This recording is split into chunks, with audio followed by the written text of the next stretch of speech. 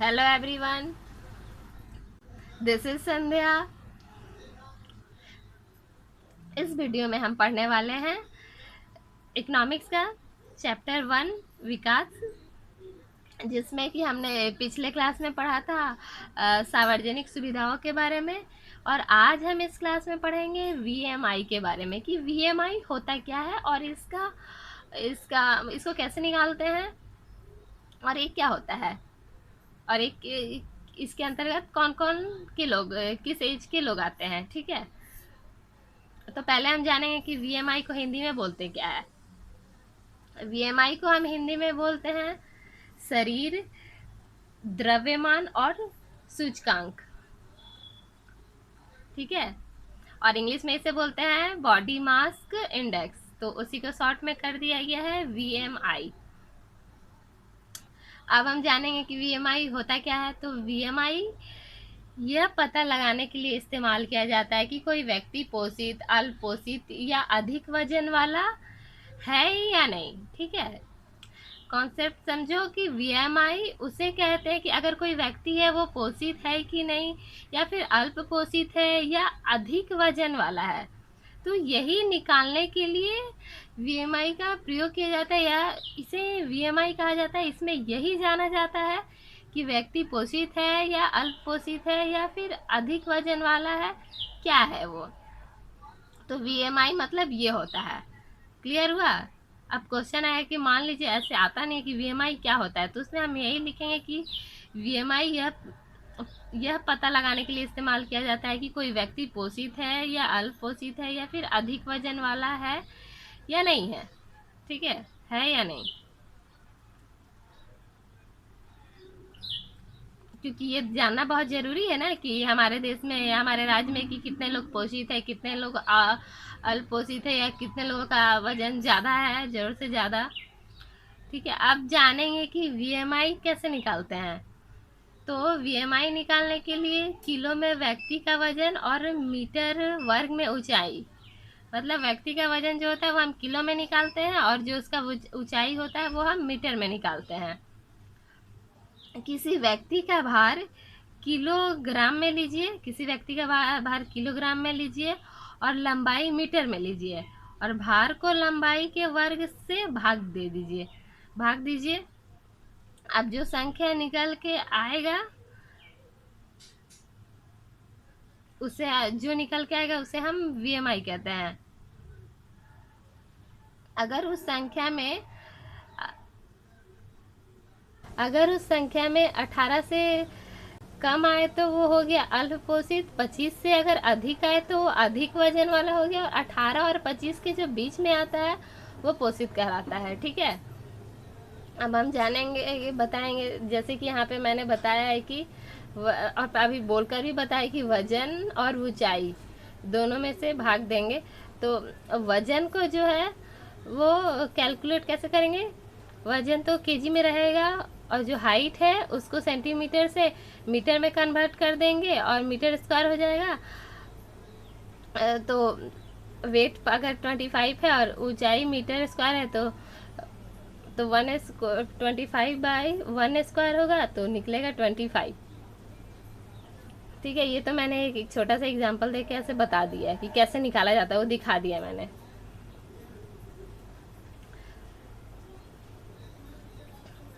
अब होगा कि बताया जैसे कि 18 से जो कम हो गया वो अल्प पोषित हो गया, और 25 से अधिक जो हो गया वो अधिक वजन वाला हो गया, और 18 से 25 के बीच में जो हो गया वो पोषित हो गया। अब ये बात तो समझ में आ गई कि किसी व्यक्ति का भार किलोग्राम में लेना है और किसी व्यक्ति का ऊंचाई को मीटर में लेना है। हिंदी में बोलेंगे कि किसी व्यक्ति का भार को किलोग्राम में लेना और लंबाई मीटर में लीजिए, और किसी व्यक्ति का भार किलोग्राम में लीजिए और लंबाई मीटर में लीजिए, और भार को लंबाई के वर्ग से भाग दे दीजिए। इतना तो बता दिए ताकि आप बार बार भूलो ना, इसलिए दोबारा भी बता दिया मैंने। और उसको सेंटीमीटर को मीटर में कन्वर्ट कर देंगे और उसको डिवाइड कर देंगे उससे और आ जाएगा।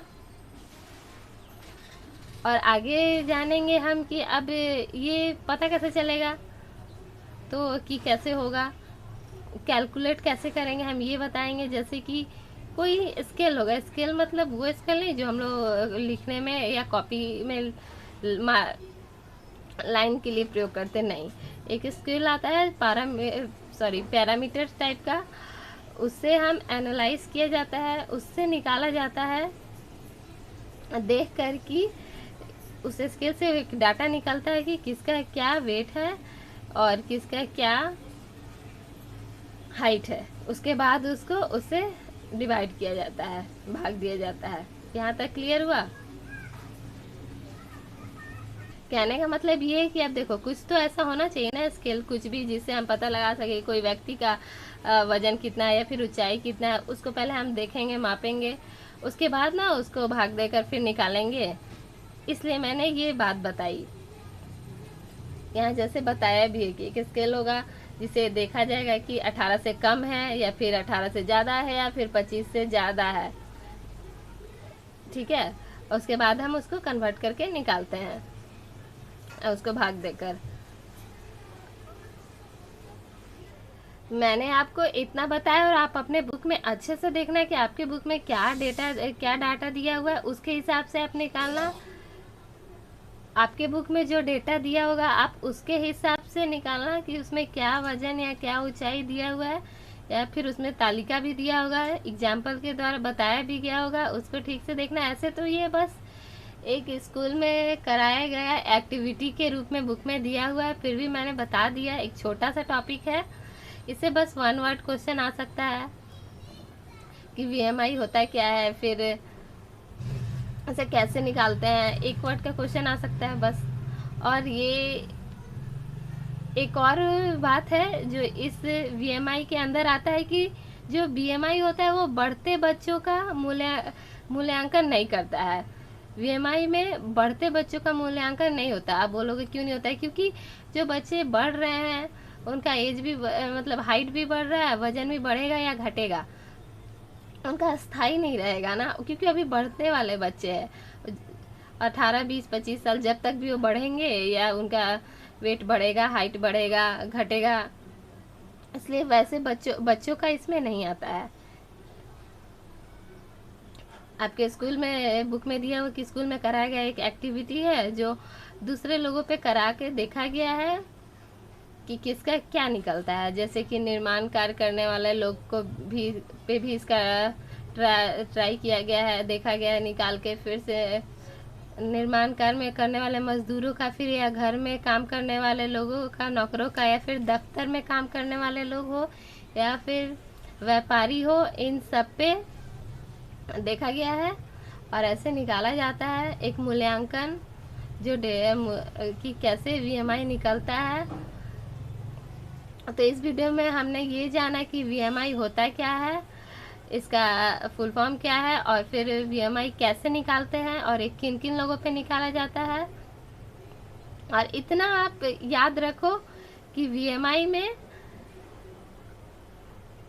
जो 18 से नीचे का आता है उसे अल्प पोषित कहते हैं, और 25 से जो अधिक है उसे अधिक वजन वाला कहते हैं, और 18 और 25 के बीच में जो आता है निकलता है उसे पोषित कहते हैं, ठीक है। और कैसे निकालते हैं? वजन और ऊंचाई को वजन केजी में होना चाहिए और ऊंचाई मीटर में होना चाहिए, और इसको भाग दे के निकालेंगे। ये लेके मैंने 2-3 बार रिपीट कर दिया ताकि आपको ऐसे भी याद हो जाए। आज के लिए इतना ही। अब नेक्स्ट क्लास में दूसरा टॉपिक पढ़ेंगे, मानव विकास रिपोर्ट। इसमें अगर आपको कोई भी प्रॉब्लम हो तो कमेंट करके मेरे से पूछ सकते हो। आप वीडियो ठीक से देखना और समझने की कोशिश करना। इसमें कुछ खास नहीं, बस छोटा सा एक टॉपिक था जो कि मैंने बस बता दिया।